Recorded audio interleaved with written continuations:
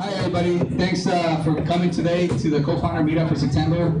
I really appreciate you guys making it out today. I know that a lot of you probably have better things to do than come and enjoy a free day of pitches and a lot of drinks and food. But if you guys want looking for some seats, there's some seats over here for the ones in the back. A little bit about the TechMap. How many of you guys are new or first time here? You guys, don't mind raising your hand. Oh my God. Okay, so that's half of you guys. Well, that's great. If you guys have never been here, hopefully you guys connect to everybody that has been here before, and hopefully connect to the next level. If you guys are wondering what those dots that you guys got, if you guys don't know, we have it on the screen that says, if you're a talent developer, the signer is red, so you can have the blue guys, the entrepreneurs talking to you if they're looking for developers. Green, if anybody's an investor here, almost everybody's going to talk to you probably. And yellow is media or elders. If you guys don't know what it is, I put this event together back since 2010, and it's been growing and growing slowly. But we got about over 2,400 members, and one of the things we try to do is, besides meeting here and everybody connecting, we built the TechMap so people can connect online as well. So you guys can check the profile. If you're looking for a specific person, developer or marketer, you can just go to the search and hopefully you can connect that way. If you guys have a job that you want to post or an event, or create a profile. This is all free. Guys, you can't beat that. It's LinkedIn is all designated for just IT or developers or in that type of business.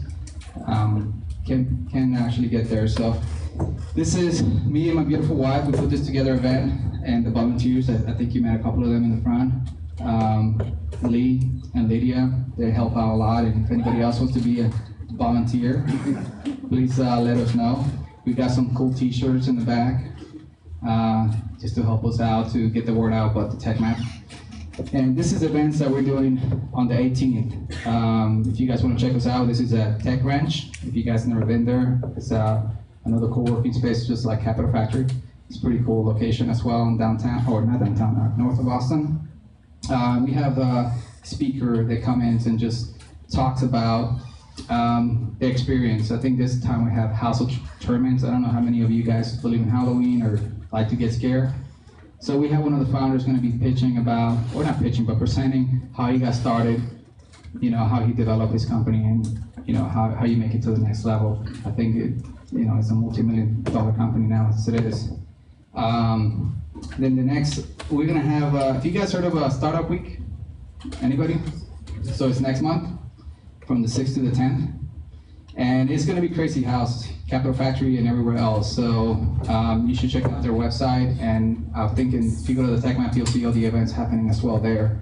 And we're looking to do a event like we did Friday. Did anybody make it to the event on Friday at the Loans? Oh man, you guys all missed it. I don't know where you guys were, but that was a full house. People made it even with the rain. So I would say, seriously, probably over 200, 300 people. I don't know. It was crazy. So if you guys want to make it to our parties and network more, usually they're all free. If not, we'll charge for something to cover like drinks or food, and just giving back to you guys and committing you guys to actually attend. That's what we charge. Hopefully you guys make it and make it fun and enjoy it.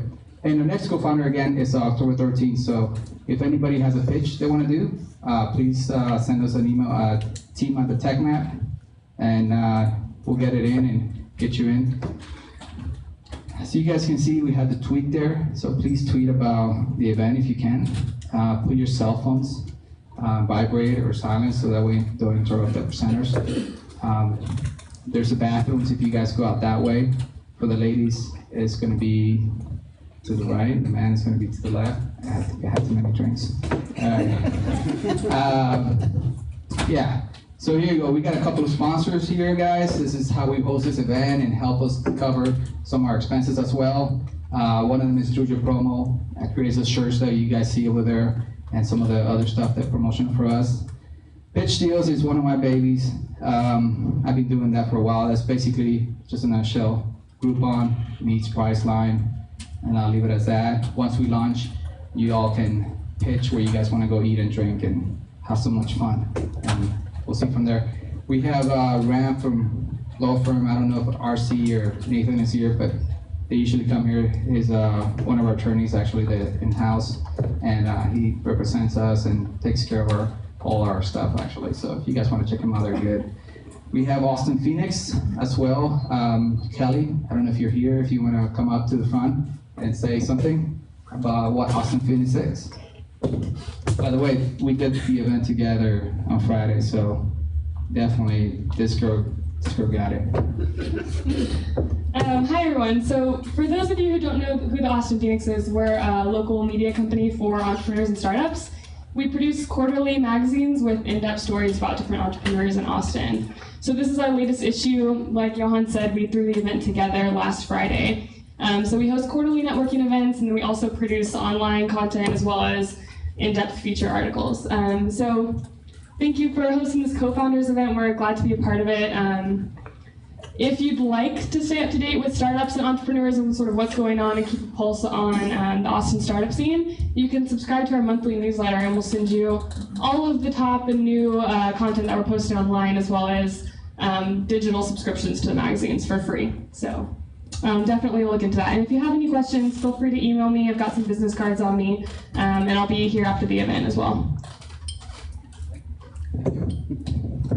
We also have TechPine Brad. He's one of our sponsors. Mary. Mary's going to talk today. Brad spoke last time, Okay. so it's my turn this time. We are TechPines. My name is Mary Chauvin. I'm the creative director. TechPines is a full-stack product development firm. We do UX design, UI development, cloud services, and back-end development. So if you're interested in learning more in depth about our services or want to know how we can partner on a project, feel free to speak with me or Brad Carlton, my co-founder. Also, we are hiring JavaScript developers and UX designers right now. So if you know one that you like, send them to me. And thank you for coming. That's great. We also have Capital Factory. As you guys know, we're actually hosting the event here. I don't know if you can get somebody from Capital Factory to give a little speech, because I'm sure you guys are dying to know how you guys get into Capital Factory. What's the secret sauce? How you become a co-working space like this. So cool. So Ali will be talking today about it, and I think you guys, if you guys park downstairs, you can get a ticket, so you can only pay $5 as well. Yeah, so if you guys want to come by our desk at some point and grab a ticket before 9, and we can get you one, we can get you validated for $5 parking downstairs, and that's open to everybody, so next time if you guys want to come and you didn't park downstairs, you can do that as well. Usually on Mondays people park on the street because it's free after 6, but just in case. But yeah, welcome. I'm the meter coordinator here at Capital Factory. Thank you for coming to this event, and we have this happen every month, and we're thankful for Johan hosting it here. Capital Factory is a co-working space and an incubator program, and actually for both things, if you want to co-work here, you have to go online and apply. For the co-working, it's a separate application, and the incubator it's separate, obviously, different criteria. In the application, all that we ask is that list yourself. If you know someone in the space, which is great, give us a referral. That's just part of my language. We have a no asshole policy here. So that's just to make sure that you're not one. And then we also do ask that you are a tech-related company, and you having a website does not count as being tech. We had someone come up and be like, hey, can I like make my cookie bake shop up here? And I'm like, no, you can't have a cookie delivery service up here, unfortunately, just because you have a website. But yeah, so something tech-related. We're not that strict on it, so you can be hardware, you can be software, you can be apps. You could be. It's just we're asking that you're doing something innovative in the tech area. So we have a 3D printer company. We have some people that are doing stuff with magnets and other things like that. So it's not strictly for a certain thing, but we do ask that you're tech related. And for the incubator program, if you guys are interested in that, so for that, the first thing that we ask you do need to have an angel.co profile. So you go ahead and make it really good that one, then you apply, and there's a series of interviews that you go through, and then you're accepted. Our incubator program is slightly different than maybe some of the common ones that you've experienced before. So we actually accept companies every month, and you're welcome to reapply. Usually you do have to have a product, and then also something that, a demo of it, something working, a little bit of a company idea. We don't just go based off ideas. and it's usually a 1 to 2 year cycle, actually. More so different than Techstars, which is like a 3-month boot camp. So we're here, we do have like monthly classes that you can attend. You have access to a bunch of different mentors. And when you enter the incubator program, you get free office space. But if you actually want to get funding from the incubator, then you have to convince 2 mentors to give you to invest in you, and then the fund will match that money. And then we also have Silverton and Floodgate. We're also 2 VC firms that match their funding as well. I think Josh put that thing together about that. He talks in deep about how that works, right? Yeah, so there's 2 events that happen. There's Enter the Austin Startup Scene, which happens 3rd Mondays of every month. So probably next Monday, I think. Is next Monday 3rd Monday? I don't know.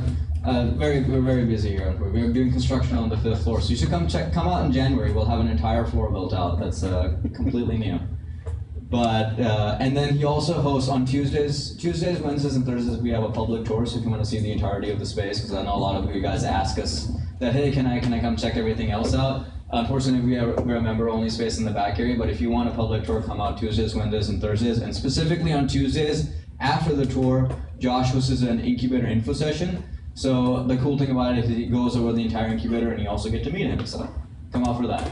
Well, that's about it. And then if you guys have any questions, you're welcome to find me in the back. Thank you. All right, thank you.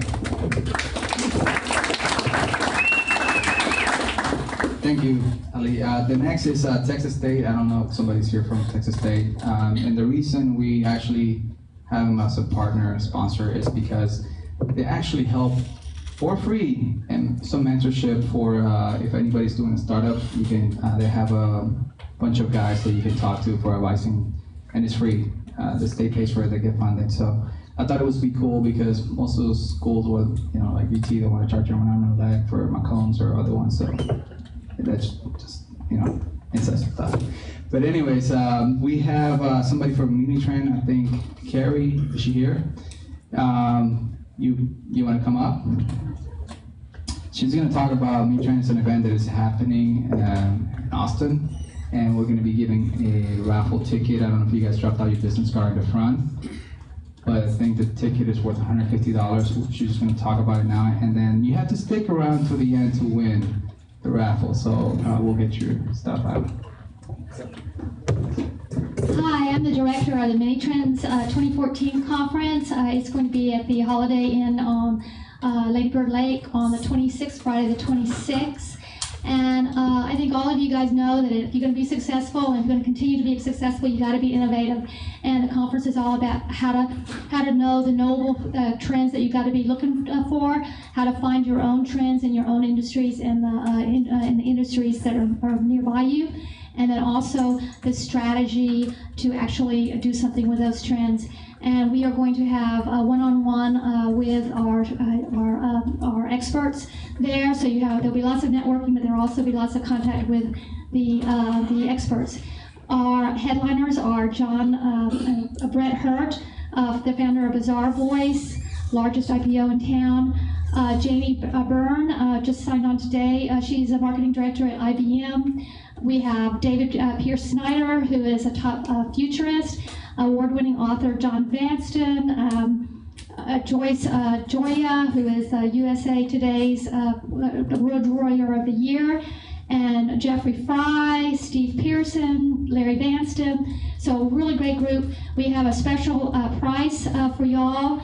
The code special 150-2014. You can get the whole day for $150. That includes a meal, a lunch, and a power reception afterwards, and lots and lots more. So anyway, I would love to have you guys join us.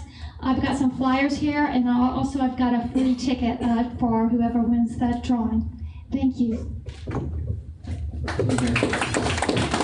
And last but not least, I want to bring out Joseph Colser with Rice Scout. I didn't pay this guy to say anything, so whatever he's going to say, guys, just take his word. Thank you, Johan. So for those of you that haven't been here, I want to tell you that this process works. I'm thrilled to be here. I know I was here back in the springtime to tell you that things were going great for Ride Scout. 3 years ago, this month, I pitched a PowerPoint presentation of an idea It was literally only idea. I was a company of one, and last Tuesday we were acquired by Daimler and Cargo in the transportation space. And so not only do we now have unbelievable resources behind us, not only will we as a team get to stick together, not only will we get to keep our name, get to keep our team together, but we also get to open up space here in Austin, Texas, which I'll talk about in a little bit.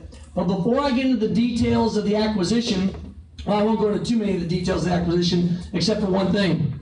I went from being just a blue dot, now I'm a blue dot and a green dot. That's probably, for this context, one of the most exciting parts of that. I can now start to pay it forward for all those that invested in Ride Scout. But real quick, Jorge, come on up. So it was 3 years ago at this pitch, I presented this idea, and this gentleman and his team, he called me and said, Joseph, I don't know a lot about aggregation and transportation, but there was something about your presentation. I'm curious enough to meet you for lunch and let's talk about it.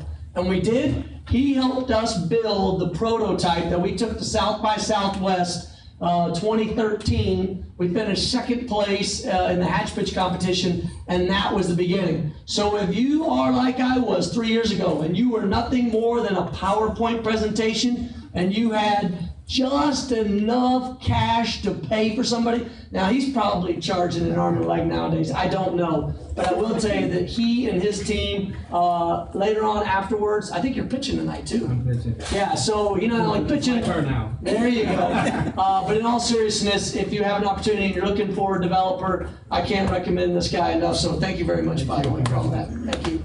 The next person I want to introduce is Joe. Look, real quick. If you'll come up, Joe. So because we just opened up, Ride Scout just opened up our offices, we're going from 4 developers in Austin to 16 developers in Austin. We're going from 6 people total on our team to 30 people total in the team. As you all know, you can't do that overnight. So our workspace here in Austin, we're at the corner of 6th and Brazos. It's about 5,200 square feet, but we've only got like 6 people in the space right now. So therefore, I have a lot of extra room. And if you are, again, just a PowerPoint slideshow, just looking for some space, air conditioning and beer in the fridge, especially if you're mobile or transportation related. If you're looking to build smart cities or safe streets or safe cities, if you fall into those categories, or you in any way, shape, or form spent any time in the military. I spent 20 years in the Army, so I have a huge soft spot for any veteran trying to get into space. Come find Joe afterwards, because until we fill up our office space, we're always going to have a home for those that were like us in the very beginning that could barely rub 2 nickels together. And now we can not only rub more than nickels together, but we can also pay it forward to help folks. So look up Joe afterwards and seek him out. And the last thing I'll tell you, thanks Joe, the last thing I'll tell you is this process works. If this is your first meeting, just start shaking hands, kissing babies, passing out business cards. Give up the next 3 years of freedom. I think I've got to watch 2 episodes of the Jon Stewart Daily Show. I haven't seen Monday Night Football in 3 years. However, if you're passionate about what you do, if you remain committed to what you've got going on, if you get used to the word no, then you're going to do fine, because you're going to go through a lot of no's until you get to a yes. What's most exciting about Ride Scout being acquired by Daimler and Cargo here in town is, you already know, Austin has some terrible transportation. It's that one Achilles heel that's going to prevent us from achieving that next level as a city, as a community, and it just plain sucks when you're trying to get around. Ride Scout, by aggregating together all the public transit, the taxi, the car-to-go, the bike share, the zip car, all the assets in one place, so that hopefully you don't have to drive your own car as much as you do. And when you do, maybe you can offer that ride to someone else too, because we also have ride share capability through Karma Carpool, which is in our app too. So check out Ride Scout. More importantly, check out Jorge afterwards. If that's the stage of the company that you're in, looking for developers, or if you're looking for space, come find Joe. Look afterwards. Thank you very much, Jan.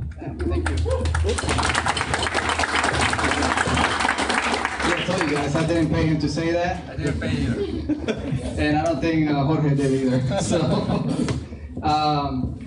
I want to say a couple of things, guys. This really works. I know when I first got started, I'm an investor myself in real estate, so I understand what he says about no. Went to a lot of banks to ask for money. They wouldn't do it. Find the right bank and they would. So I own more than $2.5 million just in real estate. So I'm just telling you guys, you just have to get to the right person to get you to the next level here, and you probably can meet him here.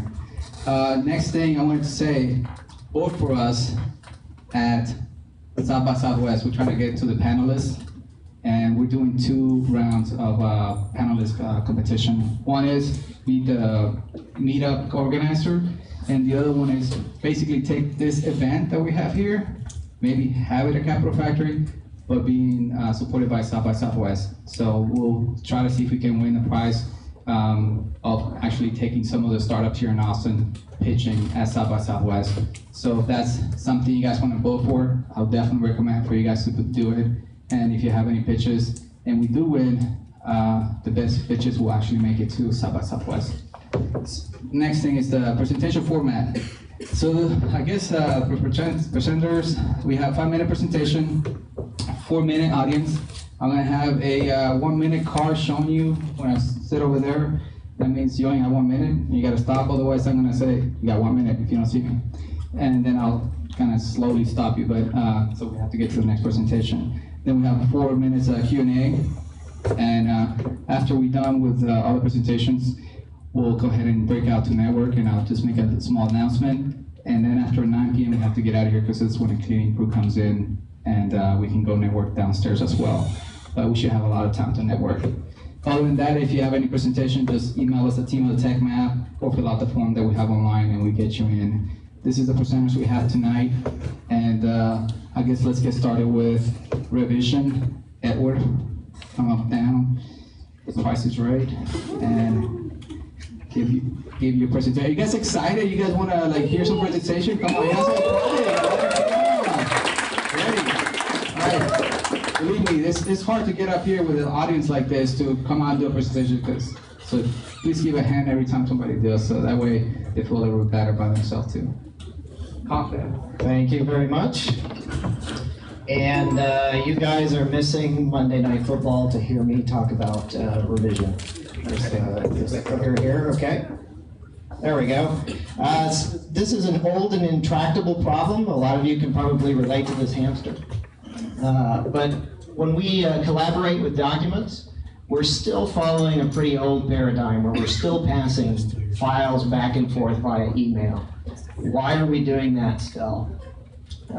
Files are piling up. We start getting file names getting increasingly more ridiculous. And now, thanks to, in a lot of cases, these files are spread everywhere. And thanks to the proliferation of cloud technology, now our digital landfill extends further than ever before. And now we're just not just rummaging just through our inboxes or our hard disk, but all over everywhere. So the question is, what do we do about this? Really, we just want a few quick questions answered. We want to know who did what when with respect to our documents. And we really want to know, is that last file name, is that the final, or is that the next to last final? I don't know. So it's 2014. Why are we still banging rocks together? It's certainly not for lack of technology. And there's a lot of technology out there. But most of them fall into 2 camps. One, you have web apps, which a lot of you are familiar with. They're very agile. A lot of them are cheap as free. And a lot of them focus on kind of a simultaneous editing paradigm, where everybody just kind of jumps in there and they make their changes and it just gets wrapped up. In a lot of cases that works really well, it's very agile, but as your document complexity goes up and as the number of collaborators goes up, it starts to become a little bit of a problem. You start to have some issue with change management. On the opposite end of the spectrum, you've got all the enterprise apps, all the ECM, all the really big, expensive, monolithic systems. They're completely opposite of that. They're very rigid. They're very difficult to deal with. A lot of them follow a check-in, check-out model, which means everybody takes their turns editing files, one at a time. It's a lot like the DMV, and there's not much flexibility. So if you think about it, on the enterprise side, it's too much control and not enough freedom. It's kind of almost a totalitarian state, if you might. On the opposite end, you have lots of freedom, but very little control. So it's a little bit like anarchy. So what we're looking for is a federal republic, and revision is the federal republic of documents. We're targeting specifically Office MS Office usage, which depending on who you talk to, somewhere between 600 million and 1 billion licenses of Office out there. You narrow that down to small business, you're kind of talking the 170, 200 million user range. And then you narrow that down a little bit further, for 50% of small businesses have some form of shadow IT. Now, for those of you not familiar with the term shadow IT, what that is when you have individuals in an organization that are bringing their own solution in because they're not happy with what IT is providing. So it's kind of crazy, you know, how do we handle that? Well, we integrate directly with Office at the desktop level where you can share directly from your desktop to others, and it doesn't matter what storage you're using, whether it's local disk or cloud storage. And we provide you a visual history that's across 2 dimensions by user and by time. So you can see your revision history and you can control when you bring change in. From a business model standpoint, the price of entry for something like this has to be free because it's a bottom-up adoption. So the initial model is you bring in, people can use this full functionality with perhaps a sharing limitation, ultimate number of collaborators. And then you have additional tiers depending, a second tier would be for adding administrative functions, things like that, removing the sharing limitation. If you get a little bit further in a much larger business, we're talking about perhaps they don't want documents going across the open internet even though they're encrypted, so we can have an on-premise option at additional cost. And in some cases, as you get to a much larger company, you have an established system with a lot of regulation and rules in it, and we don't necessarily have to displace that. We can integrate it with it. And so we handle the collaboration aspect and hand it over. Of course, that would also be an extra cost. Team, myself, I've got 18 years in aerospace engineering. A good chunk of that is in solution architecture for enterprise IT. So all that alphabet soup means I dealt with a lot of data management from CAD to documents to software. Dave is a good friend of mine, 20-year software developer for startups, 2 very much of his own, and then of course we have Rod, who's inanimate and doesn't do much. So what are we looking for? We just put our website up just this last week. We're looking for signups, we're looking for feedback, because we're about to start turning the crank on the prototype, and we know there's going to be a lot of input, a lot of opinions.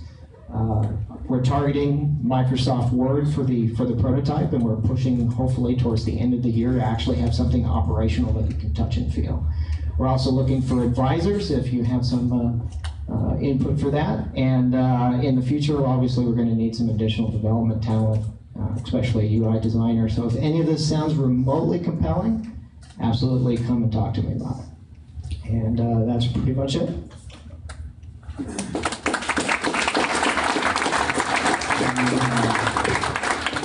Comments, questions, sarcastic remarks? Yes, sir. Yes, any questions? What do you see as your need for advisors? What do you want advice on? Really, what the question is, question so they can't really hear, please. Question is, what do we need for advisors? We're really looking for people who have been involved in a similar type excursion, the similar type technology that you're competing with a lot of big players, and there's probably, an acquisition is the more likely possibility to help advise us through all the hazards on that roadmap. That's what we're looking for. Any other questions? Wow, I have stunned everybody. Yeah. So are these only for digital files, or are these for also, if you have paper documents and once you scan them, can you change those? So the question is this just for digital files, or could this also be for scanned files? The initial task will be for digital files because there's it's much easier to be able to manage the comparison and merging and management of those things, because you can abstract XML and things like that. But the fundamental engine behind it is what we have patent pending. could be applied to a file of any type. Now, when it comes to comparison of binary files, like a scan, for example, in a lot of that case, we would have to license a third-party technology to handle some of the comparison so that we don't end up reinventing the wheel. So there's a higher barrier of entry to that, but it's not impossible. Does that answer your question? Okay. Got one back there. Yes, sir. Is your product strategy to go with doing Word, then doing Google version of Word, or are you doing Word and Excel?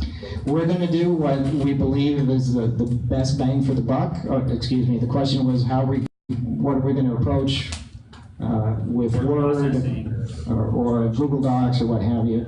We're going what we believe is the most bang for the buck. So initially that's Word, because the number of users to the ability to be able to apply this technology to it is the best matchup. And then after that, it's really just what kind of feedback we get. You know, do people want to see it next for PowerPoint, or do they want to see it next for Excel, Apple Pages, what have you? It's applicable in any sense. So it's not word processing first and spreadsheets. Not necessarily. It just depends on feedback. Yeah. One last question, please. Was it? Yeah. Okay. Yes. What about creative files or even like larger file, like a Mhm. video? So the question is about creative files like audio or video. Or just like creative docs, like AI files or. You could certainly apply the technology to that. The biggest challenge with creative files is in terms of understanding comparison between them is very difficult, but at least in terms of versioning by user, you could definitely do that. And then another challenge with creative files is they tend to be much larger in size. So while our service is passing these files out to each collaborator's location, some of that is going to obviously operate much slower when you have very large files that you're trying to fit through the pipe. So that wouldn't be our first choice. That's what Does I guess. that answer your question? Where would it be something you'd offer in the beginning or down the road? No, it would be down the road, and that really wouldn't be our focus till much further down the road, merely because of the limitations of file size. But as storage increases and gets cheaper, and transfer speeds increases and also gets cheaper, a lot of those barriers start to fall away. Cool. Thanks. All right.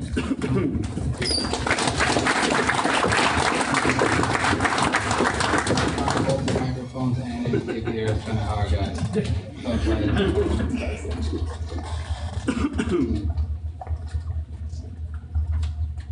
See, next presenter is going to be Ward 10. So, if anybody is into games, you guys are going to definitely need a developer that does a lot of gaming, I guess, today. I think if you started, you need a quick. Yeah. Okay.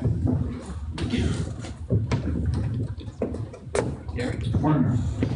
Hi there, I'm Gary Wagner. I'm the founder and CEO of Warp 10 Games. Warp 10 creates innovative, free-to-play mobile games by combining the monetization of Clash of Clans and Game of War with the excitement and retention of real-time mid-core gameplay. Anyone here play games on their phone, tablets? Nobody? Okay, well, you guys will like this. I've been producing video games for about 20 years now. I was the executive producer for Supreme Commander franchise, which was a big RTS, real-time strategy set of games. I also produced and launched a new title for Kabam here in Austin, Imperium Galactic War, which was a big space empire builder where you build up your base and go out and attack your buddies. Also, way back, directed and produced the Star Trek title, Deep Space Nine Dominion Wars. I've been focused on free-to-play games for the past 6 years. And I'm also a Tech Ranch alumni. So a testament to going through the accelerator type program, it definitely works. So Warp 10 is currently developing our first game, which is a free-to-play tower defense style game for to start out for phones and iPads. And basically what I wanted to do was to develop a game in the tower defense genre, and then add some really cool gameplay elements to the formula that's out there today. And that's tanks versus bombs. So I'm bringing in my background of developing real-time strategy games and adding it to tower defense style games. It's set up as a franchise, so once we finish our first game, we'll be able to reskin it, and it could be a fantasy game, Dungeons and Dragons style, sci-fi setting, could even be a Walking Dead type game with zombies in it as well. The game's currently in beta phase right now. We're getting ready to do a soft launch in the App Store within the next 6 to 8 weeks. Our business model is free to play, where we give the game away, and then we sell virtual items in the game, as well as generate revenue through displaying ads. We have the potential to reach hundreds of millions of gamers worldwide. It's really mind-boggling, the number of people playing games on their mobile devices. We have multiple distribution channels, which is very exciting for me as a developer. The App Store, Google Play, Amazon, Facebook, web, and even the next generation of consoles, PS4 and Xbox One. Some recent investments in this space. Alibaba, they're getting ready to do their IPO in about 2 weeks from now. It's supposed to be the biggest IPO in history. They just invested $120 million in Kabam, which was my former company. So I was really happy to hear about that. King.com, who makes Candy Crush, they just did a $100 million deal to acquire Nonstop Games, which also develops free-to-play mid-core games. Some of the opportunities for Warp 10, last year at Game Developers Conference, I met with some of the big publishers, and we have strong interest. I showed them an early build of the game, strong interest for publishing and distribution in Asia, Europe, as well as North America. We're currently looking for investment funding, as well as mobile publishing distribution partners. Also looking for strategic partners as well. And then finally, also looking for a CTO candidate with a gaming background. So client side as well as server side. And that's Warp 10, and thank you guys for listening. Any questions? Any questions? Bueller? Anyone? Nobody? Yes. You're monetizing it, I think I said, through both ads and selling products? Yes, so virtual items, and we have a full store built into the game. So that the question was ads as well as virtual as a store. So we have a whole storefront built into the game itself, as well as sparingly ads will be displayed every now and then. Ads I've heard of. I hadn't heard of selling product. Yeah, that's actually where the big business is at selling virtual items to people that just can't get enough of them, basically. Actually, they're things that help you in the game. So there's power-ups. You'll become stronger for a short period of time. Invincible. It'll pick up the coins for you if you're that lazy you can't push from here to there. And then, we're not selling, they're called vanity items, but people buy hats and clothes and sunglasses as well. Yeah. Can you speak briefly about what percentage of those free-to-play users end up paying money and what the average? Sure. So there's a huge amount of free players. The question was, what's the percentage of free people that just play the game for free, and then people that actually pay? Millions of people just play for free, right? That's where the ad revenue comes in. To help generate revenue, you monetize those people, even though they're not paying you out of pocket. And then the percentage of actual paying users could be somewhere between 2 and 5%. And then within that small percentage, there's people that could possibly spend like thousands of dollars in your game. And then there's more mid-range spenders, and then there's people that maybe spend $1 or $2 every now and then. So the percentage, the universe of people that play is big. Then there's the spenders, and then the big spenders is very small out of that. So where's the money? In the ads or in the other things? It's in the other things. Selling other things to people. More lucrative than ads? Yes. Although ads can be very lucrative as well. How many people do you need to get up to play the game to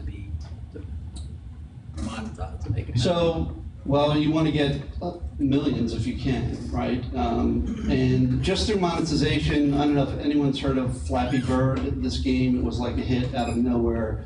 And all they had was ads in the game. They didn't sell anything. It became a big viral hit, and the developer was making like $50,000 to $75,000 a day just from ads. So the potential's huge there. So, any other questions? Come on in the back. Oh, yes. Yeah, but I didn't understand. Are you going to sell ads or are you going to sell like virtual Both. gaming? So, yeah, so it's both, right? The integrated into the game as you're playing, you know, it's a military game, combat type game. So as you run out of missiles, it'll pop up and say, hey, you need more missiles, so we'll sell you more of those. And the ads are really just basically pop up every now and then. It's really a combination of both things. I think that's the formula for success, is to cover both bases as well. Cool. One more question. How could you make sure like the player could see your game? Because there's thousands of game companies in the world, right? Yes. Even your game is very like a fantastic one, but if no one could see it, how Right. do you get the people download? So the question is how do we make sure that people can actually find our game to play it and download it? And that's the million-dollar question. And that's one of the reasons that we're looking for publishing and distribution strategic partners, is because those companies have the deep pockets to actually market and pay to acquire users for your game.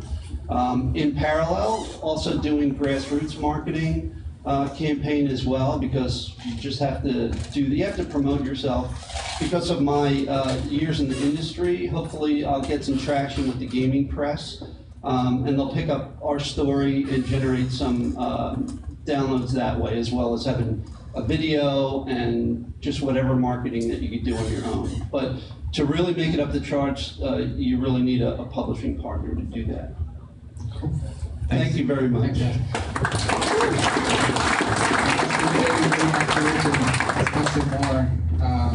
And by the way, for the people in the back, there's some seats over here if you guys want to sit down. It's up to you guys. I know for me, I won't grow anymore, so if I stand, it's okay. But for some of you, sitting down might be good. Let's see. Next person is Team Care Path. Joseph. Thank you, sir.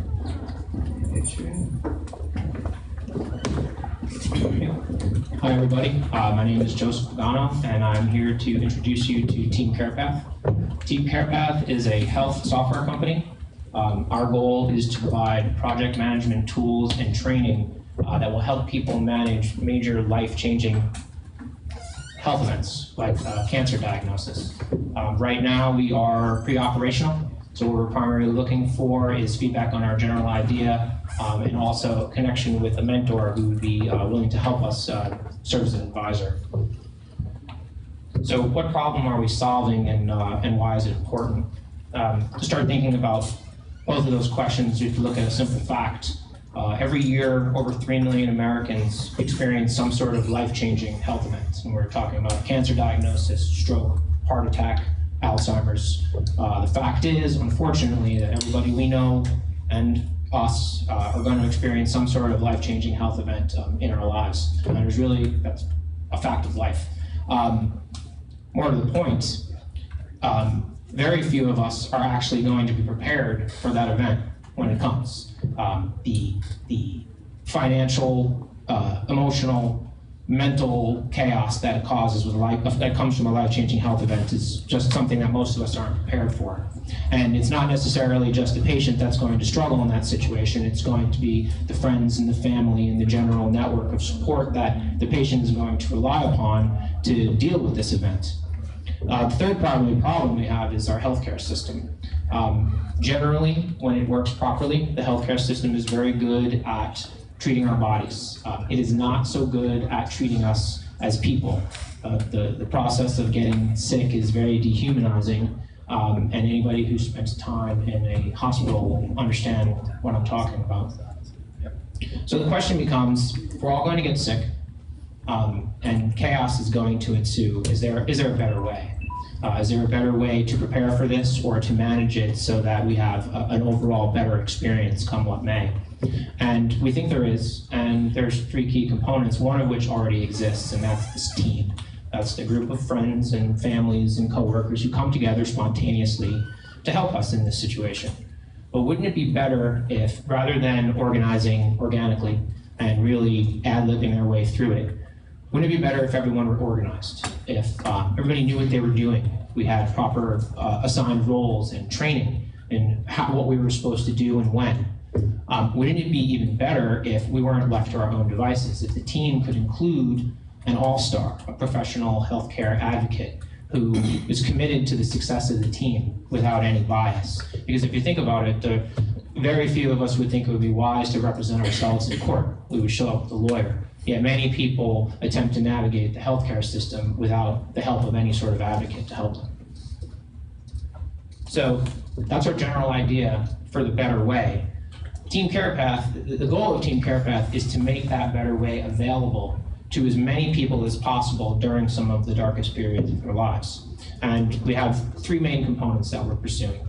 The first is we want to develop a technology platform that makes it very easy for patients and their loved ones to form and manage a care path team in the face of a life-changing health event.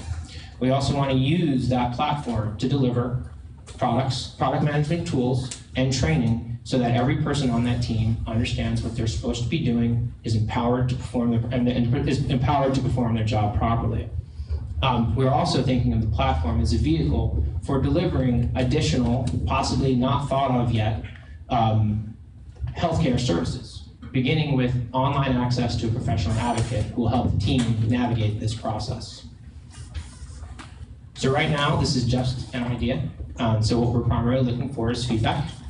We're also looking for a mentor to help us with the business aspect of it. We have access to clinical teams, we have subject matter experts. What we're really looking is for someone who's going to help us take this general idea and turn it into an actionable business. We're also very delicately looking for survivor stories, survivor referrals, by which we mean people who have been touched by cancer and are willing to talk to us and share some of their experiences to help us develop this idea and to maybe help people in the future who are going to be in the same situation. So if anybody wants more information, my name is Joseph Pagano. My business partner is Bridget Krieger. She's a healthcare veteran based in Madison, Wisconsin. We have detailed information on our website. Some of it is behind a password. If you'd like to get at some of that information, including a more detailed version of this deck, please just email or call me. Thank you. Thanks. Great. Anybody has a question? Go ahead. Hi. Yes. Hi. So I'm a physician, and I like your idea a lot. Couple of questions. Yes. So who is the professional advocate? I'm sorry? Who is the professional advocate? Is that a physician? Is that a nurse? It would be someone not a nurse, not someone who is on the provider side of the equation. This would be an independent professional, trained separately. Probably the profile would be a retired nurse who's also, say, a cancer survivor, who is familiar with everything, with the process from the other side, and can guide people through. They're not providing clinical care, so that's a key thing. What they're doing is helping understand the words that they hear, helping teams know the order of operations, and not even in person. So we're thinking all from a telemedicine So how does it standpoint. become team care? How does it become team care? Because team care and cancer, and that's my specialty, is this provided by a group of physicians. Correct. All right, so when you talk about a group of physicians, you're writing $, Correct. multiplied by $. Correct. This is not a group of physicians. The $ sign just goes No, this is not a group of physicians. So the question is, how credible is that information, number one? Because when you train an individual, Right. the experience will vary every time you give that Correct. experience. Right, so if you train me and you train Raja here, Correct. both of us are going to provide that experience in a wholly different way. That's correct. Right, so how do you maintain that quality of experience? Because we're not actually proposing to replace the doctor or the clinical team. This is actually all of the other intangibles that cause problems during a care path that are not really managed by the doctors. For example, a common experience for someone who's suffering from some sort of disease or cancer, say, they have to answer hundreds of times, how are you doing? What's wrong with you? Or, what happened? I feel so bad for you. There's a way to organize just for example, some of those communications, so it's done more effectively, so it protects that person a little bit more. It's things like knowing that it's nice that someone will occasionally come over and help a person with house cleaning, but couldn't it be done regularly? It's the things where the clinical experience sort of stops, because we don't want you to worry about this stuff. We want you to worry about the body, taking care of that. So who's paying for it? The consumer is paying for it. And what's the model of payment? The model of payment, there'd be two. It would be there's a team license. So imagine a freemium model, which becomes a paying event at the point that they actually want to form a team. And then there would also be additional fees for some of these other services that are available. So it's a cash. Yes, it's correct. It's not, this is, what we're basically, and this is an important question about all of this, what we're doing right now, and we may need to call back from this, is we're focusing deliberately on B2C. There are a lot of B2B options on this, where it's the care path management software is actually provided to you. So we're taking a calculated risk now, when really nothing's at risk, that this is a consumer moment for health insurance, or for health coverage, is coming now. Okay, so patients are going to start acting more like consumers, both because of general dissatisfaction with the healthcare system, but also because we're being asked to pay for it. And so this is a post-event Nice question. service, yes. Or first question. Is this a post-event service? I'm sorry? So it's post the event that you come. Yeah, so it would be, ideally, it would be at point of diagnosis. You would say, okay, here's your clinical care path team. Here's this tool that you should consider to organize your personal side. That's the general idea. Yeah, you guys, we're running out of time, so if you guys have more questions, definitely it's going to be around. You guys can talk to him. I know it's really interesting topic. His information is on here. I just want to get to the next presenter so you guys have more time to network with everybody. If you guys don't mind. Sorry for cutting you off. The next one is Boomwire. Yeah. Sorry about that. Mike. Thank you. All right. Forgive me if at some point I start talking in something other than full sentences. 5 minutes is not a long time. Do I have any parents of youth athletes in the house? Any parents of youth athletes? A couple. Okay. So you'll definitely get what I'm talking about, and everybody else is hanging in. All right. So we're talking organizing, analyzing, and recruiting youth athletes. And what is the value in that? Let me tell you a story about little Johnny here. See, at the ripe old age of 8 years old, he already knows he wants to be a college quarterback. So that raises a couple questions, like what kind of size does little Johnny have to be in order to really be a college quarterback? What kind of time commitment does he have to put in from the age of 8 to 18 to really become a college quarterback? What sort of skill sets does he have to build in order to become a college quarterback? Where can he go to figure out how to get these skill sets, and who can help him? So what we do with Boomwire is we answer all those questions. We have an application where little Johnny will go create a profile, and we will provide him with answers to all those questions. Now I'm just gonna scratch the surface because, like I said, 5 minutes is not a long time. But the parents love this, okay? Why do they love it? Because right off the bat, they know what kind of time commitment it's gonna be, and they have a rough idea of how much money they're gonna have to invest in order to make little Johnny a college quarterback. They know who can help them, and they know exactly where they can find them. And these are all great things for little Johnny's parents. But you know who else likes this? College coaches. So they're normally privy to things, college coaches and scouts, excuse me. So they're normally privy to things like size and skills. Any college recruiting website will give them that information. The kid goes there in high school and creates his profile that tells them that. But the unique thing about us is that we're also gonna tell them, how's little Johnny been spending his time developing as a quarterback? Where has he done that, and who's he worked with to do that? These are all extremely valuable things when it comes to college recruiting, especially now where it looks like we're gonna start paying college athletes, which I think is cool. So let's talk the business side. So what's the market like for this? So here's what we know. Right now, nonprofits, youth sports organizations, pull in about $5 billion a year. And that's just the nonprofits. There's about $7 billion spent on travel. We also know that the average youth sports family spends about $2,000 a year. And we know in general, they want to be associated with the best, right? So our indicator there is you look at a company like a Nike or any other sports company, they're gonna pay this guy, LeBron, millions of dollars in order to just wear their sneakers. And why? It's because he's really good at what he does, and parents, athletes, everyone's looking at that, and they want to be that very same way. And we're sort of in that vein. We will tell you exactly what needs to happen. You got 1 minute. You're killing me. Mine says 3 minutes and 45 seconds. All right, so what's our model like? Self-analysis, we'll give you that for free. You'll pay a premium to view peer averages, higher level experiences, and to have multiple sports included in your profile. We're very close to LinkedIn as far as a business model goes.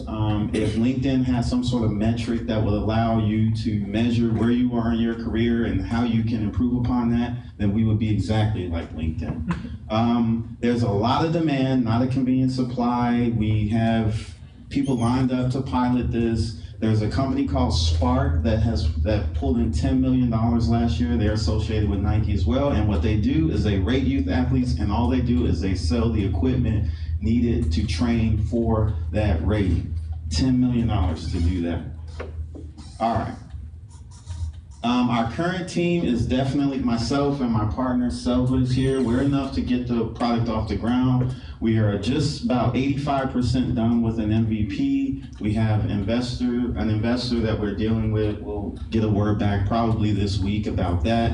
What we are here to do is try to expand our team a little bit. What that means specifically is we're looking to add another developer and any great sort of tech contacts or just anybody general in business in the Austin area. We just want to get out there a little bit more because we've been so focused on development. It's time to get out, meet people, shake hands, kiss babies, all that stuff. But that's Boomwire in a nutshell, very scratching the surface in 5 minutes and 20 seconds. Any questions? Any questions? Yeah. So how do you differentiate from Spark? Because Spark, basically what they do is they put you through testing and then they build a rating for you, and that rating is available through Nike. And actually what happens is these Spark combines, college coaches fund entirely. How do you differentiate yourself from that market? So hopefully everybody heard that question because it was pretty involved, but how do we differentiate ourselves from Spark, right? Spark, this huge company that's associated with Nike. The big difference is, in order to get rated by Spark, you have to go to a Spark qualified rating person. In order to be rated by us, you just got to know something about yourself, go to our website, and it'll rate you from there. We'll have some things worked into place where you can actually go to a qualified person, but this is something that you can do for yourself. That's A. B is, like I said, little Johnny can start this at 8 years old. With Spark, they primarily focus on the high school market and up, even into professionals. We are strictly focused on the youth market. What's the source of the data that you're starting with? So if I'm the first youth athlete parent on the site, what am I comparing my little Johnny to? Right. So we have a huge database of historical data. So basically, if you can imagine, we know basically what at 8 years old someone looked like who eventually went on to become a college quarterback, and we know every step of the way. We have specific marks that we look for, and the closer you align to those marks, then we're able to put you in categories. So we already have data. The additional data is when you start to tell us about your current experiences, that's where we learn a little bit more about what's going on currently. How do you guys check for make-up accounts and people just, falsify information, I guess? Okay, so good question. How do we check for someone making up an account and falsifying information? So basically, if you choose to go on the account and you choose to lie, ultimately it's only going to affect you, because it's self-contained in the sense that we're not necessarily taking exactly what you say. The only thing we're taking is that you said you participated and trained with this coach, but as far as it affecting the comparison numbers, it wouldn't. It's self-contained. The other question.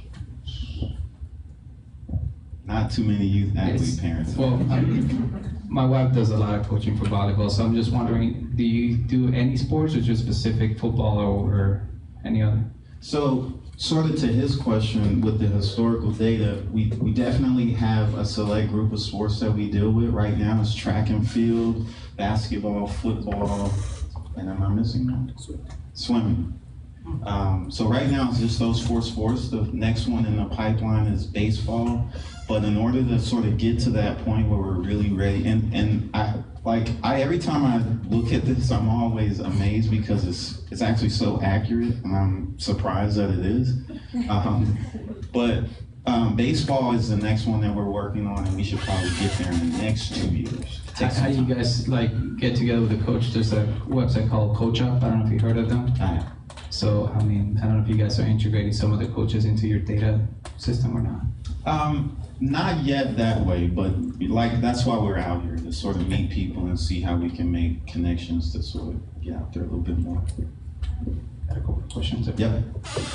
Are you saying that you can monetize what it will take for like a 10-year-old to become a college quarterback once you put that information in? Because you're saying that you can develop, or you can tell him what he's going to need to be doing on a regular basis to become a quarterback. So can you monetize that? When you say monetize, well, here are the steps that you're going to have to take to become a college quarterback, and those are going to be creating a budget. Like, go to these camps, go do this, go do that. So, are you saying that you can get to a point where you're going to be able to monetize? So a parent can look at that and go, "Oh, Johnny wants to be a quarterback. Well, that's going to cost me X million dollars or whatever, thousands of dollars." Or, you know what, you should be, a tight end. That's cheaper. Right. Right. I'm not saying that we're not looking at all into providing that matrix specifically, but you'll see that this specific person that works with these elite athletes who are on this track charges this much. This camp that these elite athletes go to, they charge this much. So, a parent can sort of, make a judgment call from there. Got one more last question, please. Can I get 2 since you robbed me? Kind of a follow-on to that question. Are you looking to be essentially the Airbnb of sports camp providers, where somebody says, I want to find this camp, and you get a piece of the action for them attending a particular provider, a particular training? So I like the model. I don't like the reference, Airbnb. Yeah, definitely looking at that as a revenue stream. One more. So, Doubtful, how do you message the hell no? Because they'll do all their data points, and you've got your data, and you're like, nah, you need to be a map, that's it. Right. Secondly, how do you work with, kind of to his point, the liability of it? Because you're going to have parents, we followed your every step of the blueprint, and he's still not successful, just based on the numbers alone? How do you manage that? So we're strictly in the business of rating athletes and providing analytical information. So we're telling you, A, that you're about here. The kids who are just above you, this is what they're doing. So if you choose to go and participate at this camp or to work with that coach, you know, that's a choice that you make. And your other one was the first one? I'm sorry. Oh, how do you tell them, little Johnny, he's not going to be a college quarterback? Well, so it's worded very nice. You'll have to trust me on that, or visit the app in about another month. But there are different levels, and everybody's at a different level, and the levels start from minor to developing, the average, above average, major, and elite. And it's just worded that you should spend more time developing and practicing and things like that. You have more time afterwards. All right, thank you guys.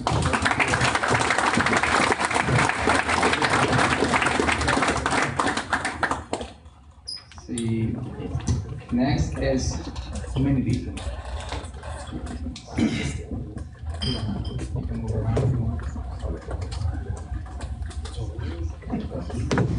All right, good evening, everybody. Before I run out of time talking about myself and my idea, I'd like to just kind of quickly talk about what I'm looking for. I'm trying to find a senior developer / CTO to come on board to pitch alongside a seed raise that I'm currently working on. And then I'm also looking for people to pitch that raise to. So if you're on either side of that, please come talk to me afterwards. But to talk about myself for a little bit, so my name is Will Mitchell. Have a degree in architecture and structural engineering from the University of Virginia, and then did 7 years of construction management, renovated over 500 homes, and have a Class B contractor's license in the state of Virginia. And then came to the McComb School of Business to build an idea that I've been working on for a number of years that largely comes out of the risk that I saw in the home renovation industry.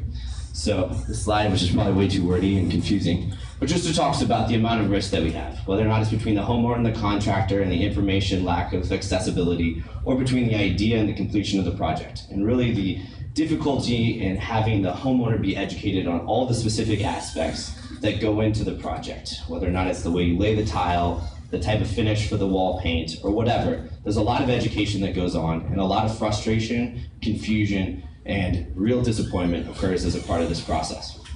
And so what we're really trying to do is solve the risk in the transaction and provide more services than any of the current availability on the market, whether or not it's Pro.com or Angie's List or House, that help you get connected to contractors, but really help you be your team care advantage pro from beginning to end, but not for healthcare, for home renovation. So how are we going to do that? So what we're doing is we're starting with a simple budgeting tool. We're designing it for mobile because that's what everybody wants to be on these days, in which in 3 quick steps we can give you a quote for your home renovation project. Now your project's got to be relatively simple: kitchens, baths, flooring, paint. But you do 3 questions. First, you tell us what do we want it to look like. You pick out the picture of the bathroom or the kitchen that you like. Then you tell us what the layout's going to be. We've got a set of all the pretty standard layouts: small, medium, large, iKitchen, double, galley, whatever you want to call it. And then you tell us what you want to do in it. Pick the items that you want to replace, and we'll give you a quote right there on the spot. So as we slowly build out, our timeline is currently that we have this beta in development. I could give you guys the link if you want to go check it out. The web page is still on the old stuff. We haven't launched this yet. But we're in the process of pitching at ATI's Seal Day, at Google on Wednesday, and really getting this out there this week. The next step is really just kind of focusing on the lead generation. We've executed a partnership agreement with Home Advisor, in which they'll pay us $16 for every lead that we get. And so we need to figure out our customer acquisition cost to be able to see if there's just an arbitrage opportunity there. The next is to move forward with a customer, really contractor transaction model that we're really hoping will allow us to create the data feedback loop that will allow us to provide additional services that aren't currently available on the market, like mold remediation, insurance, and other things that we can really begin to provide some differences in the market. And then you can see some other steps there on the screen. So what are we looking for? Partnerships. We've already spoke to Build.com about getting on their platform. If you have connections with House or DIY Network or bloggers, I'd love to talk to you. Consumer digital marketing would be a great help. How do we kind of bust through this space and figure out how to get our customers for a good price? And then social media. Wow, this screen got all screwed up. Anyways, so that's pretty much it. Try not to talk too much about myself and stuff, but you can get a hold of me at will@homenity.com, and happy to answer any questions that you guys have.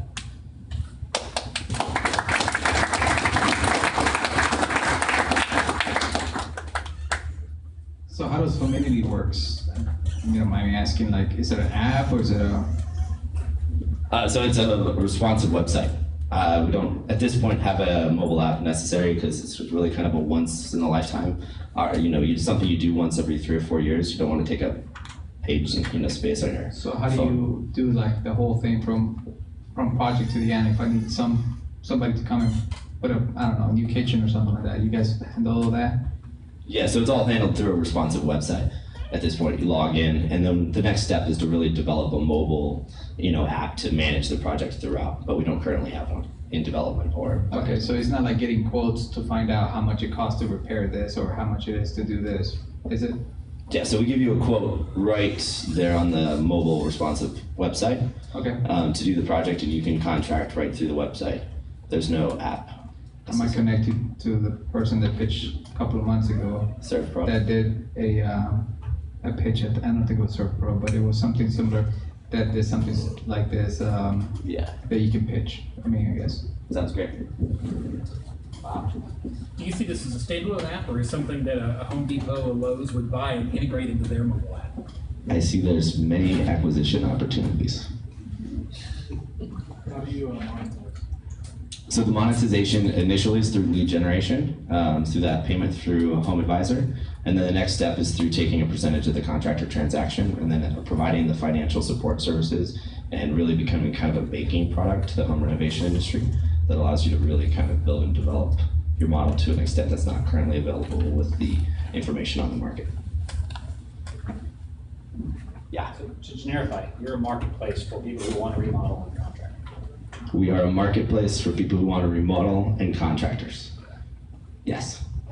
Again, what's your advantage over Angie's List, Craigslist, all these other kind of things? So the difference between us and Angie's List and Craigslist is that they do a lead generation and just send you right to them. We're providing a management of the whole process. So we aren't just guaranteeing that one contractor is going to finish the project. We're guaranteeing that our team of contractors in your area is going to finish it for the time and the price that we guaranteed. So instead of buying a contractor, you're buying a product. So you're going to be an online general contractor? For lack of a better explanation, we will be an online general contractor, yes. And can you do that without actually being there?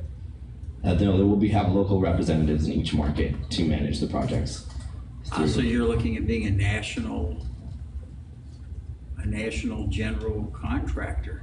We are looking to be a national general contractor. Franchises or something? Or? Through hiring and managing teams in the areas. We really don't want to call ourselves a general contractor because that gets into some licensing issues that we're trying to avoid. But we're providing third-party construction management services in regional areas of major metropolitan markets that are seeking, large renovation projects. Is this something like you build it except for remodeling? You build it, that people want to build a house and they put them together with all the subcontractors and stuff. People want to build their own house. So we're really kind of focusing on those simple projects that I mentioned earlier, kitchens, bathrooms, so that a single contractor can do it. It's usually a walkthrough permit in the region that we're going for, so it doesn't require a large design or architectural involvement. It's something that can be done relatively quickly with an individual contractor as opposed to a team of subcontractors. And your advantage is that these people the consumer feels that he has someone he can depend on, which is a big problem with. Yeah, so it's so the big problem that 92% of homeowners report having a frustration or disappointment or confusion regarding their home renovation project, which means 8% are happy. Seriously. 22% of those complaints are regarding to finding a good contractor. The other 70% are picking materials, project goes over budget, over time, contractor doesn't show up, disappearing, all these other things.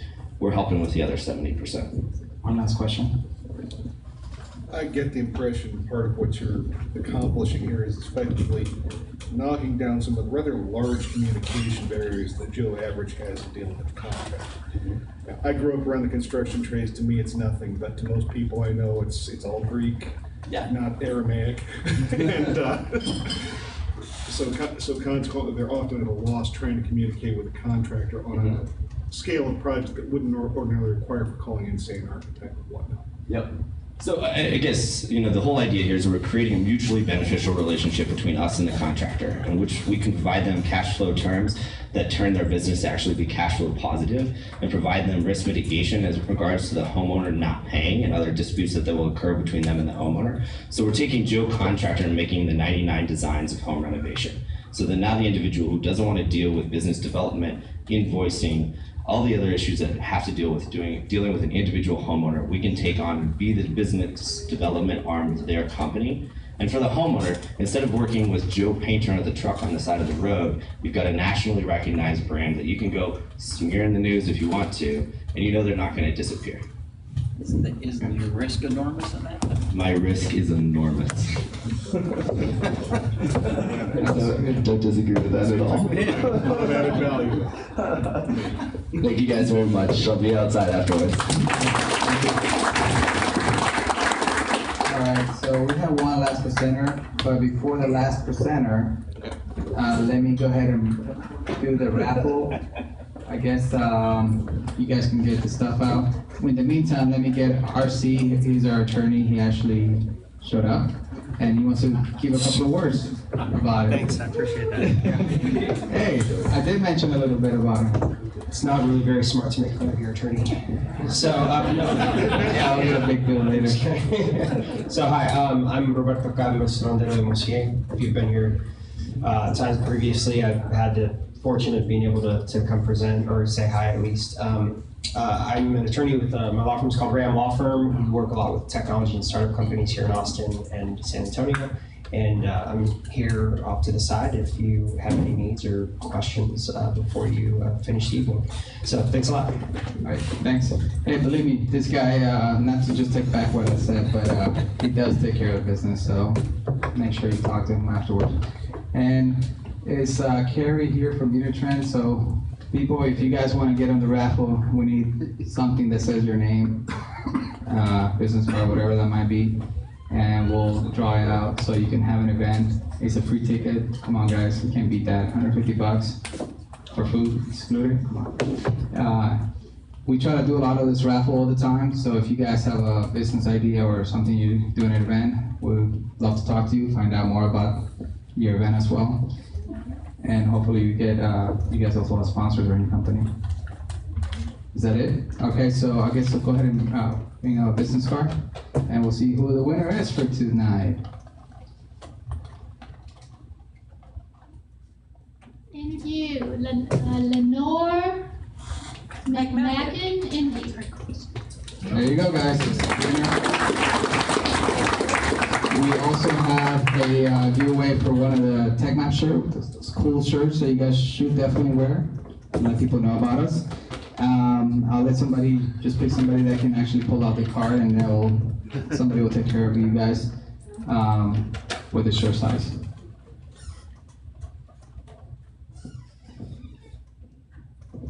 We got a Boone Wire. No name. Boone Wire. Just talk to my wife in the back, and she'll get you a shirt size, whatever size that might be. And you guys have been waiting for Jorge Rios. You guys heard his speech from Joseph. So this is the guy you guys want to talk to afterwards as well. Thank you. Well, thank you everyone for showing up. You've been a great crowd so far. So let's keep it that way. So yeah, from Joseph, I'm really grateful, that I'm a developer. I'm also an entrepreneur. And most importantly, that I have an eye for ideas. And I'm here to present my idea. So front screen IT, front screen is the future of gate and business territory access control system. That's how we call it.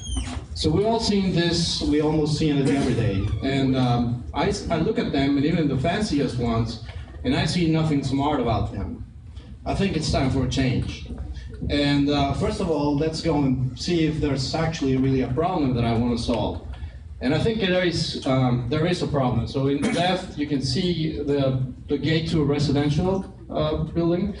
And if you've been like me that goes to, for the first time, to a friend's place and you don't have an access code, if you try to work that business directory, it's just terrible. What you end up doing is that you call your friend and say, hey, I'm at the gate, please come get me or open the gate. All right? So on the other side, with all due respect to UT, that's actually on the JJ Pickle Research Center, also with respect to the guy that built it.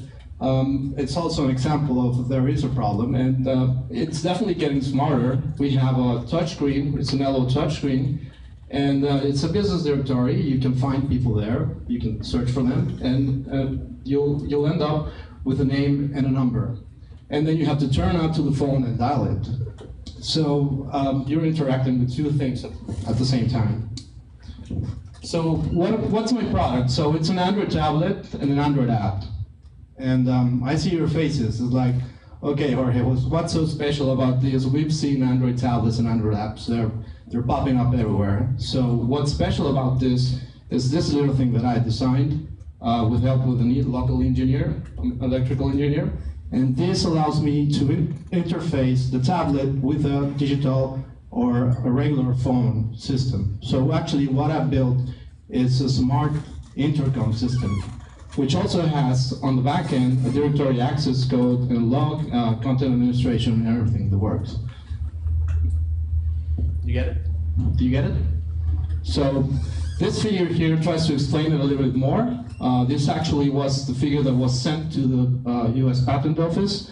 We have the printed circuit board right in the center of it. We have the tablet, which is the user interface. Now the user is interfacing with the tablet, which is really friendly. We took out from the PC board a microphone, a speaker, which enhances the user experience when you're talking to the person on the other side of the line, which is the other part on the right, the important part. And then we added all these add-ons here, like sensors, relays, ringers, card readers, and push buttons, you name it. You can interact with everything. Is there an opportunity? Everywhere I turn, I see new buildings, new housing complexes. Everyone's got some sort of gate access control system. So where we are and what we're looking for, it's fully functional. It's ready for sales. I can take an order now. I'm looking for a co-founder in business development and also partnerships, because there's also these tablets that are out there lack the part of the hardware that I bring to the table. So a partnership play might be a good thing here. And I will consider funding as well if the money serves the purpose of running up with it. Right now I've been funding it myself and I haven't skipped a meal yet, so I'm doing good. So that's it for me. Thank you for staying. Any questions? Yeah. Do you think that new sales are going to be greenfield or brownfield? Oh my God. Can you explain that in? Sorry. Are you going to replace existing access control systems, or are you going to sell to places that are being built? Yeah, well, this attached to already existing infrastructure, so there's no need for additional infrastructure. So most of the sales will be replacing on residential, but on the buildings, I haven't seen that many buildings that have a business directory, so those will be new sales. Yes? No, I'm actually looking at for a co-founder, business development. So Capital Factory has a little checking box. Is that something like it, or? So that's when I say that the partnership will come in place. They have something that pings you on your cell phone. But for me, the first interaction point should be on your desk, not on your cell phone. And then if your desk doesn't pick up, then you can go to the cell phone. So they lack the part of the hardware that I just created with this printed circuit board. Yeah, you should talk to Bill then. I'll connect you with him. I will. Anyone else? Ready to go? Well, thank you.